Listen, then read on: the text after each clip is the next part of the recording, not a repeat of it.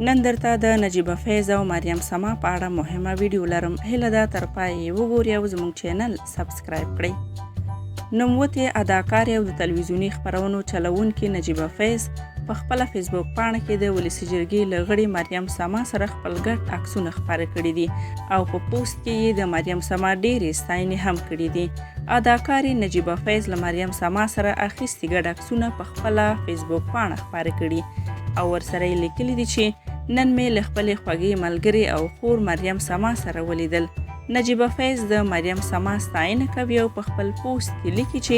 هغې د یوې ژورنالستې او د خپرونو د ویاندې په حیث وکولی شوی چې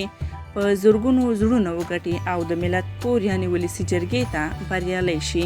اغلې فیض زیاتوي چې مریم سما اوس مهال په سیاست کې خپل بخت آزمایي او زه باور لرم چې هغه به په دې برخه کې هم خپل غوره او پیاوړی شخصیت وښیي او همداسې سپېڅلې، صادقه، جلوګره او زړه راښکونکې به اوسي. نجیبه فیض په خپل پوسټ کې دا هم لیکي چې مریم سما د کار او خدمت لپاره